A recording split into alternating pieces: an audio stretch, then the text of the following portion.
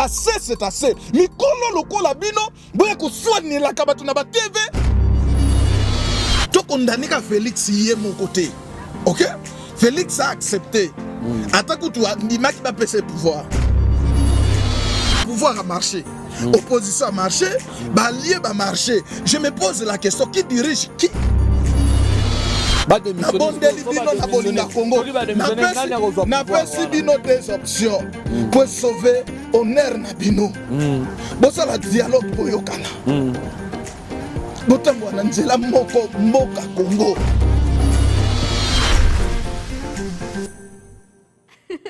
Notre pays, la République démocratique du Congo, aujourd'hui 60 ans de l'indépendance, et je vous dis, mesdames et messieurs, qui ont écrit cette histoire de l'indépendance de la République démocratique du Congo. C'est bien Emery Patrice Lumumba, c'est bien celui qu'on appelle Okito, Paul Maurice, Yahi, Joseph Kasavubu. Mais aujourd'hui, mesdames et messieurs, 60 ans après, qui écrit l'histoire de maintenant? C'est toi et moi. Nous, Congolais, nous sommes en train d'écrire notre histoire. Et je vous rappelle que l'hymne national de la République démocratique du Congo, ça s'appelle Debout Congolais. A été écrit, bien sûr, par Pierre Boka. Et puis, il y a Lutumba, mais pas le poète Lutumba, l'autre Lutumba. Voilà, c'est comme ça qu'on nous a appris à l'école. Mesdames et messieurs, bonjour et bienvenue à Accent Production sur notre émission 100% politique. Nous parlons ici de la politique de la République démocratique du Congo spécialement et puis de d'autres cieux. Et je vous rappelle, comme vous savez déjà, je suis dans la République de l'Afrique du Sud, plus précisément dans la ville de Johannesburg. Mesdames et messieurs, je voulais encore vous annoncer qu'aujourd'hui, maintenant là, je vais recevoir pour vous notre invité maison qui s'appelle M. Franck Bambokela Lokela. C'est avec lui que nous allons parler de l'info, c'est-à-dire nous allons parler du lundi jusqu'au samedi, tout ce qui s'est passé en République démocratique du Congo. Et quant à moi, Steve Izoa, je vous dis déjà encore une fois de plus, soyez les bienvenus chez nous et ne zappez pas, ne quittez pas, vous serez satisfaits parce que nous allons parler de beaucoup de choses. Lui, il dit toujours que, je parle de lui comme M. Franck Bambokela Lokela, il s'est dit clairement que Naza Moutala Mukate, Naza Moutati ya IDPST, Aza libre ya Rosala Makambo ya Lingi Asala. C'est parce que la constitution de la République démocratique du Congo donne la liberté aux Congolais de s'exprimer. C'est la grande raison que Accent Production reçoit pour vous M. Franck Bambokela comme étant Congolais. Et c'est la grande raison que nous recevons pour vous d'autres gens qui représentent leurs couleurs de partis politiques.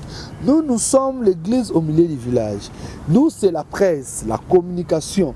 Et nous, la communication ne nous donne pas la couleur. Nous n'avons pas de couleur. C'est parce que nous voulons avoir des éclairages. C'est comme ça, Accent Production. Mesdames et messieurs, derrière la caméra, c'est Junior MB, Junior Pesa. À la coordination, c'est M. Blaise Ilunga. Et quant à moi, je serai avec vous et je vous souhaite déjà, soyez le bienvenu à Accent Production. 20h. Coucou d'été. Merci, vous avez vu le jingle d'Accent Production, ça vous demande, ça vous recommande à côté de vous abonner. Et surtout, n'oubliez pas de vous abonner, aimez la chaîne, et écrivez-nous si vous avez remarqué quelque chose. Nous ne sommes pas des saints, grâce à vous, nous aurons le temps de modifier notre chaîne Accent Pro TV. Et puis Accent Pro TV, pour vous qui sommes ici dans la ville de Johannesburg, toutes vos activités, que ce soit culturelles, ecclésiastiques, que ce soit sportives et tout, nous sommes là pour couvrir vos événements, que ce soit les mariages, que ce soit tout ce que vous avez besoin. Accent Production a une équipe colossale qui couvrirait votre souci sans que vous puissiez avoir des soucis. Laisse-moi un peu rimer parce que je veux lire pour vous le sommaire de ce que nous allons parler de 100% politique. Aujourd'hui, nous allons parler spécialement du silence du Premier ministre. Je cite la RDC. Le Premier ministre est resté muet durant le 40e conseil, c'est-à-dire hier vendredi, ceux qui me suivent aujourd'hui, c'est-à-dire vendredi de cette semaine, le Premier ministre, M. Ilunga, n'a pas prononcé un mot pendant qu'il y avait conseil. Or, moi, je me demandais, là c'est moi, ça n'engage que moi, si un Premier ministre reste muet, maintenant, qui jouait son rôle? C'est ça la plus grande question que je veux vous poser. Alors, je veux poser cela à notre et votre intervenant analyste politique. Question, M. Zezali, tension est élevée entre le général sans fonction, John Numbi, sans fonction, général sans fonction, John Numbi, président de la République. Et je cite que John Numbi a dit que j'ai toujours été un bon compatriote, mais ce sont des jaloux qui sont en train de instrumentaliser le président de la République. Moi, je me demandais, c'est dans quel état un général a le droit, je ne sais pas si c'est constitutionnel ou c'est comment. Alors, je me demandais, c'est la grande raison que la question que je veux poser aussi à mon invité Franck Bambokela Lokela. Et puis, John Numbi a dit qu'il appelle les notables katangais baya ko soutenir ye. Parce qu'on a une question dans les sous. Hier, ba notable katangé ba soutenir hier. Siko ba général oya Mbandaka, ba général Ekuchu, ba général oya Mayala, oya ba Congo, ba général oya Kisangani ya Goma. Ba on peut soit un problème net d'Elvé Kaim ba ote kokufa ah. Ba ta Goma peut ba notable ya Nord qui ya Sud qui vous ba soutenir hier. Alors on va y revenir. On est à un point d'interrogation. Oh, bah vous expliquer. Mesdames et messieurs, il y aura beaucoup de questions, mais vous allez tout découvrir au cours de cette émission. Quant à moi, je vous souhaite déjà soyez le bienvenu à Accent Pro TV. Mesdames et messieurs, je vous ai annoncé que je vais recevoir pour vous M. Franck Bambokela Lokela. Il y a déjà tout commissaire moi na Accent Pro. À chaque fois que tu as un problème dans Accent Pro, toujours à chaque fois que tu as un problème, tu as pour aya ko éclaircir biso na pesi mbote déjà na pesi le lope na mbote na kibongala nyonso losako. Le kinza kombarawanya sang. Ah, mais yo qualité, c'est-à-dire moto le kinza na maela loba. Ah, so pesi losako ba yambaka bongo. Yeah. Mutaleki nzambe na maele aloba soka lobe robela liboma ye moko po nzambe ne mokeli na nyonso mokolo mayele sika mayele utaka pe na bwanya na sepeli ko yamba lisusu lelo tozwaki mwa ba préoccupation ebele. Nous avons eu beaucoup de préoccupations par rapport à tout ce qui se passe au pays. Tomoni koto ya bitumba mboka kuna entre ba généraux bazana ba problème na chef de l'état misusu o balongola ki bango ba sepelité. C'est comme s'il y a la même histoire qui se répète entre Emery Patrice Lumumba et puis Joseph Kasavubu. Quand le Lumumba a révoqué Kasavubu, Kasavubu a révoqué Lumumba et Mobutu a pris les pouvoirs. Tout le monde a économie kozonga yango ne pena to côté les manayo poto solana yango ba peut pas comprendre place ni biso to zaleli yango wana pena ne masolo na biso kozala. Mais pour l'instant monsieur Franck Bambokela boni mboka ezokende bien. Mbote papa Steve mboka ezokende nango bien te mboka kenda na mboka na biso na ne commune bien te. Mais sinon Nzamba grâce Nzamba mawa Nzambo azam miséricordieux le protecteur, bien que Bapasi, bien que Makamounion surtout traversé dans Katsambo Canabiso, oui. Quand même, azo pouvoir à sa biso vie et azo protéger biso, azo sécuriser biso. Donc, en tout cas, tout ça bien, santé ça bien. Coronezo le kabiso, na mawanzambe kaka. En tout cas, toujours bika na mawanzambe. Ok, mon nzambe za na kati na biso yango nozomona pe mboka na biso lelo oyo bafungoli ba déconfiné na lingi avant to kota na politique to banda na question wana le président de la République a déconfiné la République démocratique du Congo. Tandis que les pays mususu baza ko confiné Brazzaville na landi lobby ministre porte-parole ministre communication na bango akangi lisusu koleka mais biso ba voisin na bango to fongoli. Est-ce que moni yango ndenge nini za malamu bien mabe? Bon, ils ont dépendre na gestion au besoin gérer façon besoin gérer nini circonstances ango situation épidémie ango. Ils ont dépendre na mboka na mboka. Okay. Chine pa banda qui a déconfiné qui avant et banda qui peut kuna et so otali Kinshasa banda qui peut avoir Congo Brazzaville.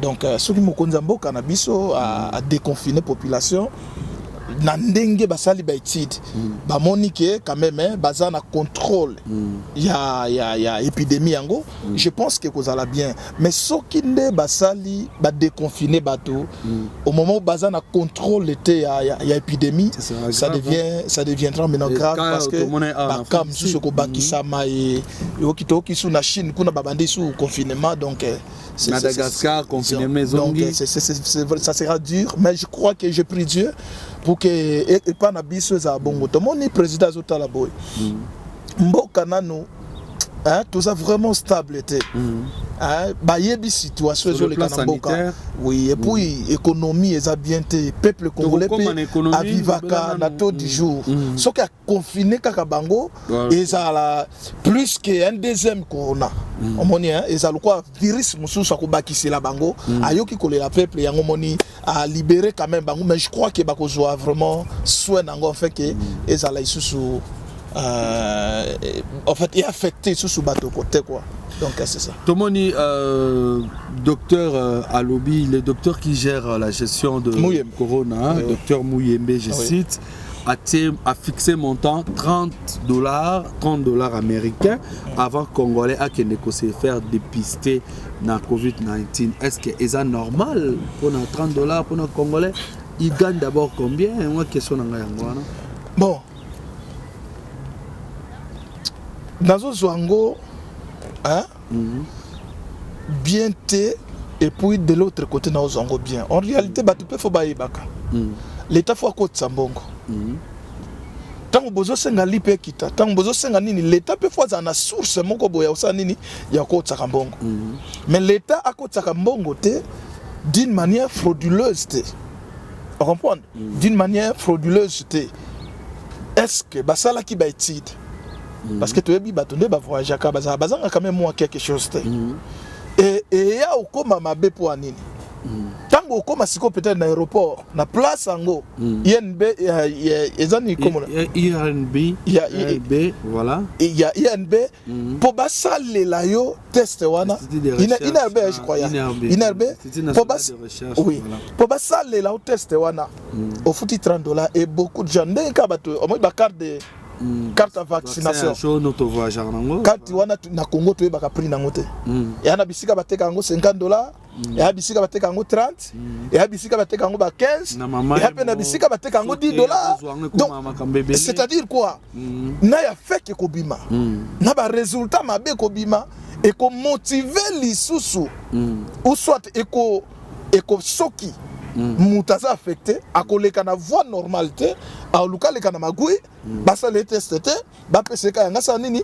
aleka alors soki a mati avion accueilli bazo bomé sunde batuti bazo bomé sunde batu alors il faut pas avoir sérieux soki ba na posa l'état pas côté Sambongo et ça bien que ça test na basa lango na mbongo mais $30 c'est beaucoup. OK. Yeah, $30 c'est beaucoup. Là il y a eu certains de nos internautes au Balandarabiso, en tout cas, lui $30 est belé, baloba qui vraiment le belango pe $30 est belé. Zoa maman moko boye ate kangane makala fond na enanu, ils en ont $20. Neti biso koko na biso zoane mapa fond na ezara $10. Après ya rapete. Siko maman na ko voyager. Après ya raté ko. Non, bati ko ko ba maman na problème. Ba maman wana baza na niveau na bango ba osukela. Bango ba voyager te, bango ba ok pour tout. Donc supposé que moto azolinga voyager atozobela mutu passe il faut ka ba salo ba dépister basa la test ya corona est-ce que ça normal ça bon na habité ya on a zo bisayo ndenge bazo gérer corona yango hein il faut ça là un peu tout ça sérieux c'est ça c'est ça ce qui balobi que mutu nyo ça la test ça mabete eza musala l'État sur le lobby, bon, il faut tout ça. Mais l'État pour financer, il n'y a pas moyen économique. Bon, non, on dit que bien, n'attaque mingi batouana. Pas na mutema mabe, mais je sais na bango na sepela anangote. Mais État congolais, État réaliste. Ce qui peut tout alindenge mboka ngezo kendela. Na budget yango, na crise ya corona oyo. Et c'est difficile l'État aussi à financer. Et c'est difficile l'État à financer. Je pense que responsabilité, hein, soit ezala partagé, ce qui va tiango na batoka ya voyage, là bakoti la bangata $10 ou bien 15. Ou bien $15, oui, mais bateau ya mususu bateau ya bandako. Dépistage, bon ça lango gratuit. Parce que maman na bana mbongo te. Il est pas dans pour ça voyager te. Vous voyez un peu? So bon bo dépister bateau nyonso puis bo un peu ko stopper ni virus ana et que ne musika te. Ya. Et ça peut l'intérêt à mboka. L'État il faut ça l'ande yango pour ça nini asilisa yango. Donc je pense que eza penza mabete mais bata la kasikoyo nan parce que mon temps voyager aux $15 te. C'est ça. À aux $15 te. Mais ça rappelle un tout ça vu qu'un bon exact que Lubumbashi. On a piste de solutions non. Ça c'est azanga tambon à go pass. Ça sera mieux. Oye beta. Et là que bon mabiso ba congolais yango. Mutumaka bisinga lobby traitement le plus efficace na médecine et ça traitement préventif biso to ke na check up te hein bakende ba non papa na batambongo j'ai vu na batambongo penza batambongo belé na biso wana ozomona na ba ministre belé basakata na médecin na yemo côté ba na bangote. C'est-à-dire muta néglige la santé na ye leki na ye na mosi na ye so ke okika mon bosso la ni Congo bololo aspirine bo omoni un peu yango moni bato belé bazokufa na ignorance il y a na ignorance donc voilà l'état doit responsabilité na ye lokola bato baana ba oyate asala bato yo ba voyager na nous te o ba na mboka parce que il faut à gérer épidémie wana bien. Parce que merci beaucoup, M. Franck Bambokela Lokela. Sur piste de solutions à Libo qui t'a pris. Le gouvernement qui t'a pris il y a dépistage à la COVID-19 dans Congo, $30 et ça est belé. Et puis piste de Moussous à lobby, boti la maman au vendre au voyager, boti la bango au fêlé. Mais ils allaient au fêlé à qui bien te à qui a été mouni. Mais vous avez un problème pour dans 70 millions autres dans Congo, ils ont un problème belé. Alors là c'est d'après lui, moi je pense que je soutiens cela parce que la santé n'a pas de prix. De prévenir Corona, Pona et Zala Bongo et Zala bien géré à niveau ya République démocratique du Congo, notre très cher beau pays. Junior MB, jingle et nous allons retrouver pour parler de la politique. Mboka na biso Congo, Papa Franck Bambokela Lokela. Mboka na biso Congo mikolo eza na makambe belé na lingi no to kende mbala moko to kanga o ba kanga ngombe na mutu, il faut tenir le taureau par la tête et tout to kanga ngo na mutu et puis to solo là na matcha voix. OK. Mboka na biso Congo eza na makambo ebele mikolo Papa Franck na lingi vraiment to kanga ngombe na mutu, c'est-à-dire il faut tenir le taureau par sa tête et tout.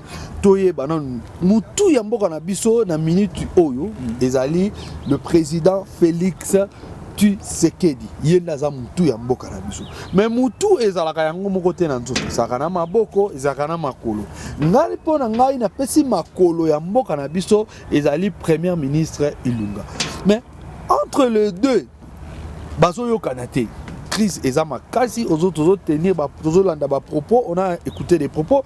Mais c'est Franck Lokela Bambokela, analyste politique, to kotisko na masola ou politique.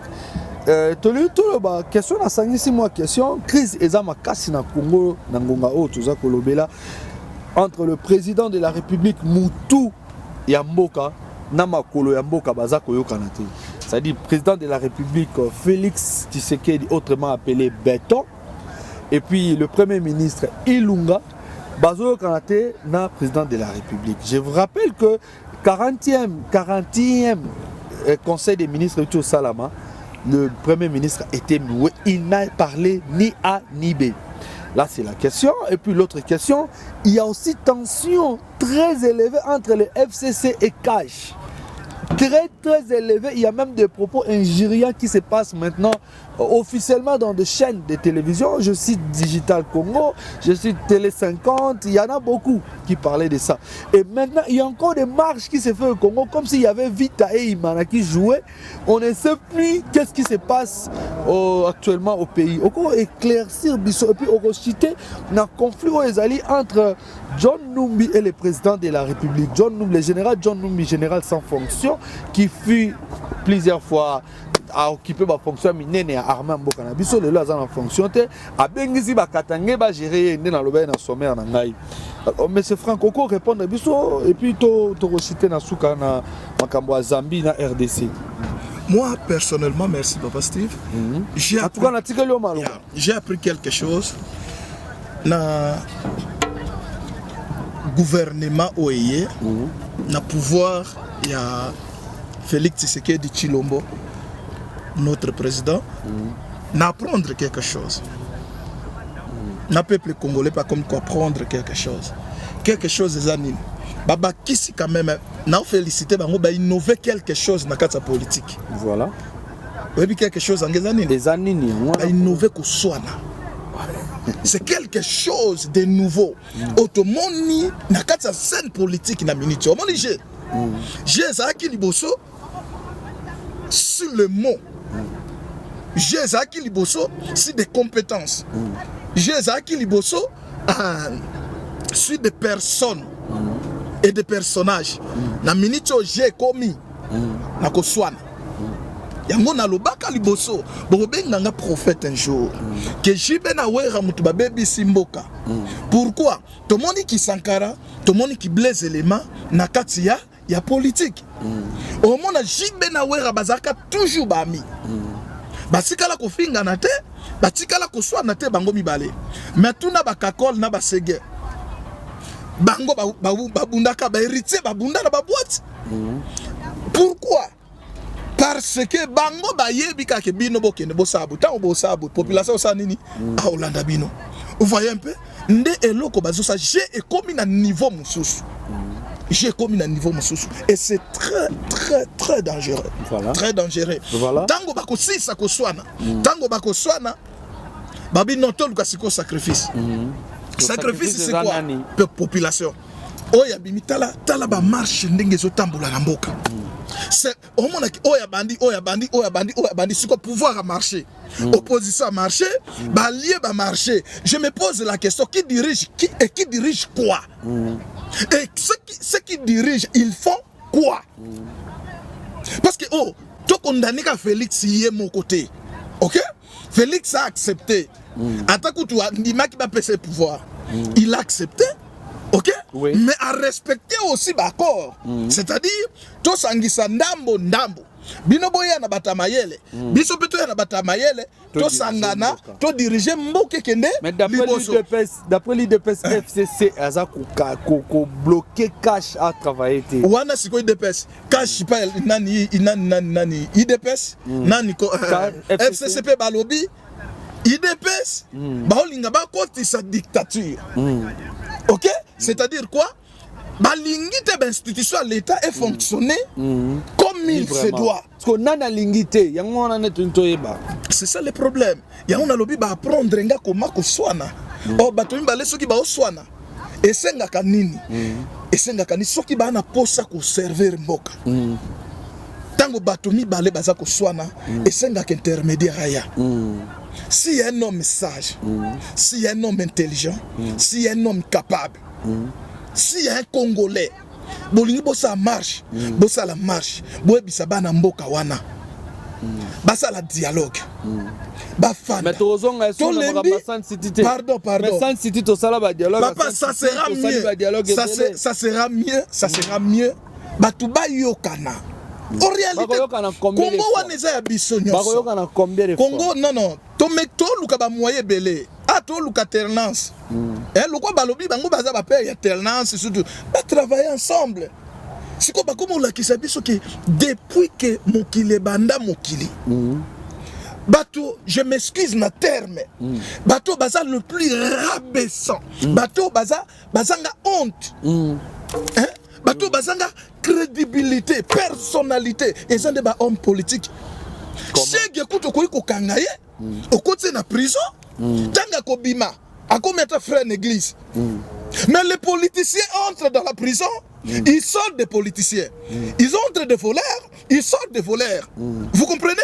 Et les lois, ils innovent biso quelque chose. Conflit entre Ilunga et biso papa Soni Namboka. Ils ont apporté peuple ni. Imagine, Tolongwana on a peuple. Tolongwana on a peuple. Communauté internationale, le monde entier. Tant on a biso tozo swana kaboye. Bato tozo benga ba docteur. Bato tozo benga ba professeur ba université. Ben étudiant au botangisa. Tant bazo mona bino bozo se tyranner pour rien. Bozo zwa nini et puis bo pesa biso mboka nini bozo ki biso soni alors soki bozo incapable yaya bo démissionner bozo décision bo tika ba chose publique bozo bo s'enrichir s'il vous plaît soni wana ezolata na biso à l'étranger bakota babita ba konzina bango soki mutu na bino eza bien te bongo biso na bondeli bino na bolinga Congo na pesi bino deux options pour sauver honneur na bino bosala dialogue boyokana botamboa na nzela moko mboka Congo. Mais deuxième option bo démissionner boyokana bosala ce que nous appelons les élections anticipées afin que moto ya koya. Mais on va soutenir la Mouka. C'est l'idée de la Mouka. Et comment on appelle ça? Élection anticipée après 2 ans, tout ça. Non, ça là qu'on a une intention. Ngana makama ba intention te. Na pe na makama ba intérêt te. La Mouka anda usala pona ba intérêt. Idée na yo, na moni yango ke pas. Non, amoni kongeza mboka na biso. À chaque fois bango batombaka na ba confusion wana batombaka na koswana wana batombaka au moins ke ba nezoleka lelo président Félix aola na deuxième année lingekoka on comprend au moins que azo avancer pensate. Vous comprenez? Alors ceux qui bayokani, je pense que bako avancer ensemble, bako développer mboka, mando ekoya, peuple pas comment on dit non, basale libiso malamu. Topé sa bango c'est sunini confiance. Topé sa bango confiance. Aujourd'hui ceux qui congolais nous ça comme politiciens parce que Monique mboka je ramène bien T1. De deux bat bibi. Bon s'enrichir, babi oh c'est que biso surtout ça nini tout qui est na politique tout qui tout s'enrichir c'est ça les mal les batunions ça va comment s'intéresser maintenant à la politique batik babosani agriculture babosani élevage babosani pêche babosani nyoso na mutana village mwana mama utangisa mwana loba c'est moi nanga comme président de la République vous voyez un peu oh poste président ça ka mutu moko et ça ka bana nyoso ba obota maté hein. Donc, on doit vraiment réfléchir sur ça. Premier ministre président est-ce que tozonga suna histoire il y a Joseph Kasavubu na histoire Emery Patrice Lumumba te et kozalate pona yoki yawa c'était hier je lis quelque part un cadre de FCC a dit quand le président Félix sera à l'étranger nous allons évoquer l'article 74 de la Constitution qui dit cet article qui dit que si le président est incapable de diriger par exemple la Sali crash avion par exemple à Koufi par exemple à Kangami na pays moko boy moyen sont des athées ou bien volcan mutao comme président de la République et la président du Sénat parce que FCC évoqué article 74 au soutenir yango ou bien que ça là ezani non c'est la constitution c'est que tozonga en histoire non eza mobeko likonzi constitution mboka toko respecter yango OK ndenge elongo bani le problème eza nini FCC mais pardon FCC problème na bangeza monde ba ozo wela wana j'ai suivi même John Numbi ko banda na ya lobby batonde bazo intoxiqué yé et pas président de la République le quoi la quartier le quoi la mutualité le quoi la même mais non ngana ngina biso ngana ngina biso boy ngana ngina biso boy de 1 John Numbi président de la République premier ministre ba ministre nyoso boza wana pona mboka boza wana pona mboka Congo ngana on a mona te boucho ya dame yo ba placer yo wana moto ya préféré ye muta diriger muta beta dame abi yo balia yo po ngana kolia 3 ok na pesi oyo allié po ngana lia 3 boucho ko ganga te. Vous comprenez? Yo boucho so ki balie président de la République a autant qu'il faut mboke avancer. Vous comprenez? Ba guerre ça partout. John Numbi sisi guerre wapi? Banda guerre za na est. John Numbi yo aussi li sa guerre wapi? Yebisa bisa non, trouble za na mboka ki général na yo ya wapi? Yebisa non, tout ça quand même est clair. Rendre compte de ce qu'on a population. Qu'est-ce que tu as fait au sein de l'armée? Tu as porté quoi? Non, ne dis pas ça. Notable Katangé va soutenir. Je vais maintenant te dire. Naozonga sikoyo na kata politique. Na kata politique, problème est zani. Na ebisaka yo dès le départ. Mais comme comment nana, to comme na suko obenanga prophète. Kabila alingi a rendre compte. Na batu nyoso ba travailler kana ye. Azo bimisa Félix Mabe pour rien. Pourquoi? Ba poste wane za ya ye. Il y a FCC. Vous comprenez? Vous comprenez? Akoyebisa yo loba boy. Yo tango loba. O mete tango bakangaki ministre ya justice aloba ni. To bengi yemei. Vous comprenez? To bengi yemei. Yemei mutauti na bango loba. En même temps yemei. Abisi Félix abi mutuana ze impoli. Na na posa na monete. Mutazo sacrifier bango eza yemei. Félix pas talobi oui. Il y a solo en réalité ça n'est pas musala te. Ba komi pour longwa na musala, il faut à ça la manquement il y a respect na président de la République. Vous comprenez? Mais au début c'est Félix qui dirige. Au début politique à François Mitterrand. C'est Félix qui dirige. Au début politique à François Mitterrand. Oui. Politique à François Mitterrand Zani. Tu as un problème avec les opposants. Opposant lobby to ko marché. François Mitterrand mi beti masasi yemo na loboko. Pas. À cause de ba opposant na ba sanini ba beti masasi. Vous comprenez? Ne loko to zomona. FCC ba fungola miso. Boaba na Congo. Bozaba na Congo. Yeah. Non soutenir bango te pardon. Na FCC bango ba fungola miso. Basa le la mboka na bo solo. OK? Basa soki ba commission ministre wana bosana kanambe. Bosana kingakati salela mboka babo maete non babo makofite papa moi na kingakati mutako saote mais tozala ba député ba beta bango makofi papa bozo vivre na bozo vivre ne kat esprit po mutuloko anga mutuloko anga na minute oyo so na kiti Congo na kobanga nani na obanga mutute Congo za mboka na nga et surtout non papa chebe ya kufa za kata na ye. Et ça y a nzamba lobaka kufa bongo parce qu'il y a des personnes aussi Etienne Tshisekedi a kufa na sera Mobutu te poil a kufa te liwa eza na maboka nzamba ko beto masasi bo 5 coups j'ai vu ça mais ko zoyo te continue conseil alors nazo pesa bango conseil soko komi na pouvoir salela l'état salela mboka bosana kingakati salela mboka ndenge elongo bani OK. Population même, tala, boye bakate. Population ceux qui ba moni ko ça la mboka bien. Et qui ba révoquer yo, to ko marcher.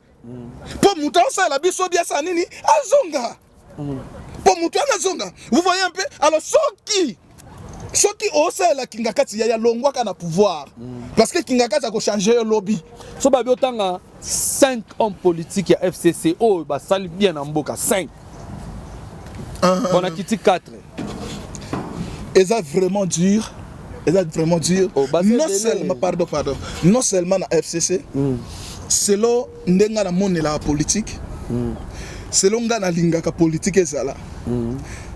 Je crois que batebele bako taxer nga de tout mot, mais na monaka un homme digne, un homme politique digne na Congo te. Kolobaka na FCC te. Un homme politique digne de son nom. Na Congo mobimba sate. Ota bango pardon, ota bango nyonso bakenda na bakor. Bakenda na ba dialogue. Bango nyonso ba travailler. L'expérience na bango to sito yeba. Ba porter le côté na Congo. Depuis l'indépendance jusqu'à aujourd'hui, 60 ans yango yo mboka ezotambola kaka malonga te. Eloko ezo kamusanga lelo. elekelanga PPRD oyo travaillaki na Gizenga atikelaki Gizenga rôle na ya premier ministre na bato Gizenga sikaki ba travailler bongo pourquoi bazondima te ba travailler ndenge Gizenga travaillaki na bango parce que bango faut à main gauche main droite il faut à président de la République mais bazondima yango te ndenge nini bayokana boyokana bana mboka boyokana bobongisela biso mboka soki bosakani ana opesa bina avertissement soki bosakani bon sauver nos familles ba famille na bino parce qu'il y aura un jour okotika mwasi na ona bana ndako osonga ka shooter ben voilà okozonga ka shooter parce que peuple lelo toza ko agir na voix ya bien tozoloba botika bozoyoka te lokwa bozoyoka te toko utiliser mayele mususu toyebi ke tokufaka tokondima cette fois-ci tokufa parce que tolembi ba assez c'est assez mikolo lokola bino boye ko soignelaka bato na ba TV mikolo lokola bino boye soignelaka bato na ba conseil de ministre mikolo lokola bino boye ko soignelaka bato na armée mikolo lokola bino bozoka soigner. C'est ça. Vous apprenez quoi à vos enfants? Vous apprenez ba na bino nini? Qui va écrire l'histoire de notre pays? Vous apprenez ba na bino nini? Ko swana eleke linga banda mokili za mokili. Na on amona mboka boete. Na on amona te. Président signé, ministre Boabo ko Nana zo posa, nana za gouverner. C'est ça. C'est ça le problème. Ce que toza wapi. Piste de solution, M. Franck Bamboke la lokela, Poto Longwana, piste de solution, est-ce qu'il y a une armée conflit Zali, Kokaboneza la carte armée? Est-ce qu'il y a des généraux, Baza pro Kabila, pro Tshisekedi, il y a quoi? Réforme à Liboso, faut ça la manabino, journaliste, que ça la média. Aujourd'hui, Kinshasa, c'est un journaliste, tous appellent à maman, tous un bon journaliste pensate. Oh, ça musala na sans tendance. Bate. Oh. Basate. Ba misusu non. Ba l'équipe biso na français. Omuta bana, omuta muta mayele. Mutu asa tellement risé. Hein? Asa tellement risé que ozobela. Ndelo ko to mona lelo Congo ezobela. Mais bon même les médecins nani mbwa. Est-ce que mbwa ko biki antilope? Ben lion, est-ce que ozomona mpe? Bon même les lion aya ko traiter antilope. Est-ce que vous traitez? Piste de solution, M. Franck Bamboke. Piste de solution, Zaboye. Na insiste yango, na zolo belango, na kolemba pe kolobelango te. Réforme faut salama na ba niveau nyos. Na ba institution nyos ya mboka. Voilà. Réforme faut salama. Pourquoi na lo ba réforme salama? Parce que on a essayé. Hein? Il y a comme un peu que sa bateau conscience. Ba homme politique qui bozonga bateau. Ba ozonga te. Alors, tout ça la réforme. En fait que loi est conduire biso. L'article est longwa 289 wana ezebele. Toti kala nefis katana 20 articles pamba 20. Chine l'équipe biso na munene. Chine l'équipe biso. Mais Chine bazana 103 articles. Na constitution na bango. États-Unis l'équipe biso na munene. Akanga yango quand même. Bozo leki sebele, bozo tsale loko moko te. Ba dimne constitution, ba loi misusu za favoritisme. Oh président François Waboye, oh ministre François là, oh député, il faut immunité parlementaire. Ba biloko wana nyotango mutu nyosa ko se sentir aza égal. Nana yo ndenge moko parce que tant que tokenda uzwa carte d'électeur ezaka moko mutazwa carte d'électeur mi bala zate tozwa moko ce qui veut dire biso nyonso to na niveau moko voilà on comprend réforme banda wana et puis réforme ekota tant réforme ko salama au monde que mutu nyonso respecter ba loi pese belete mutu ebi na ka calcul simple. Tout côté la spiritualité, oh baloba na biso 1 plus 1 égale à 1. Mais tout zonga na bon moto. Que la politique devienne la science réelle et non une science obscure, une science occulte auquel vous vous réunissez la nuit. Oh une philosophie, non. Nous voulons que la politique soit une science réelle. Et cela se fera comment? Cela va commencer par la réforme des institutions. Ok? Si vous rentrez, vous revenez, ok? Dans son sein, au comprendre, tous on a moto. Tout ça, la réforme. Pour l'intérêt en Mboka. Merci, M. Franck Bambokela Lokela. Tout ça, la réforme pour l'intérêt en Mboka. Eza Maloba ya invité Nangai Franck Bambokela Lokela. Auto partagé nae. En tout cas, merci Nabino Sobatoubolandi. Opinion ya invité Nabiso. Yé alobi. Oyo azaki libre ya Koloba. Nasi édifié Batebele. Parce que surtout ça, le réforme. Nazo soutenir Maloba nae. Et qu'on permettre que Makambu Mitsu sous Ezonga. Est-ce que tout le monde en Afrique d'ici? À partir de Silaki, Salaki réforme de mon ami Mandela président, le long Afrique d'ici de mon ministre Mundele, vice-ministre noir, mais la police Mundele c'est l'économie, et c'est ma politique. Tout ce qu'on a en économie, dollar réseau mata chaque jour dans Kinshasa. Ezali pour nini dollar réseau mata. Est-ce que ça pour la crise à Covid-19 ou bien ça va Makamboka les autres tambola bien. Bon. À part l'époque à musée, tant que côté il y a qui dollar, la valeur à franc congolais. Banda musée, si le lot papa, $1 est égal à 1 franc. Ndeto yebaka, bande époque wana, kino le lot. Dollar matakaka, ce n'est pas une nouvelle chose. Toyebi, attends 1 plus 4, batika on a 45 000. Ok? Parce que FCC ba oloba. Ba marché qui n'a pas marché na bango. Au dollar et mati. Marché pour dollar. Au dollar et mati, pardon, ya. Dollar et mati, li pekiti, et combien mouké, buena boy. Dollar et mati lelo. Bemba, 1 plus 4, batika qui n'a 45 000. Nana comme ça qui n'a pas 16 000, n'a pas 17 000. Bino FCC, est-ce que bokiti ça qui? N'est-ce pas qui bomati ça qui? Et lelo yo. Nani collaborateur Nabino oya lobaki to travailler, ok, voilà, to travailler ensemble.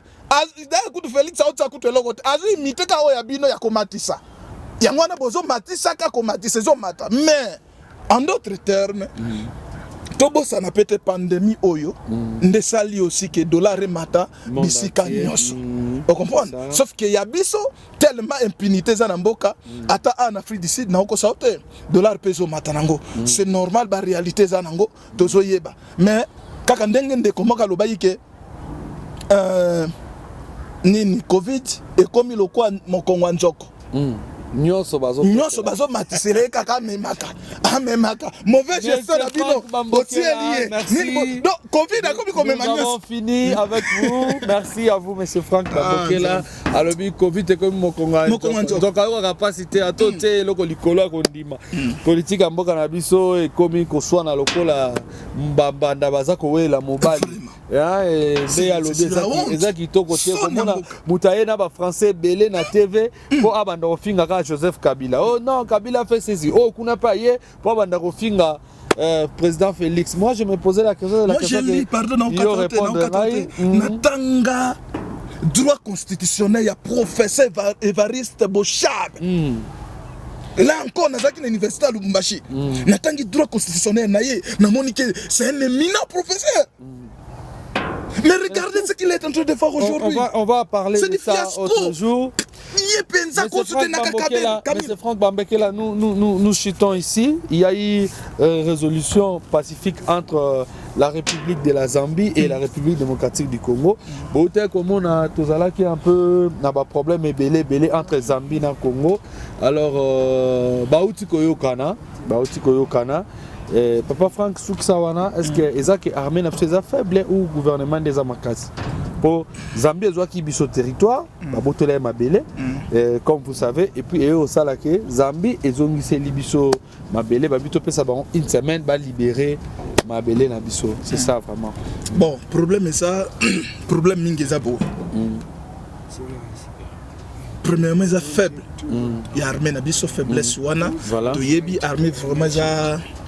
forte pour la eza bitumba. fort pe mpona bitumba mikolo oyo Poso ezalaki Amérique omeki bongo nga beta. mboka eza nano stable te mboka ya stable te yango moni baose basali tututu mais j'apprécie quand même banégociation wana parceque eloko bobosanaka yango ntango bato baonégocier entre deux pays ok ntango baonégocier bamboka mibale ezonégocier boyeba keke eloko ekokende eza misolo ya mboka ekofuta prix bakoti pamba te baoréclamer quelque chose etango bakonégocier ekozalaka bokozongisa nini na nga moko nini okomprendre tonégocier kaka te tonégocier kaka pamba te voa négociation eza malonga eza malonga mais elelaka mpe biso misolo elelaka mpe biso misolo mais eloko ngai naopea bango conseil kaka armée na biso eza bien formée ezala une armée capable ya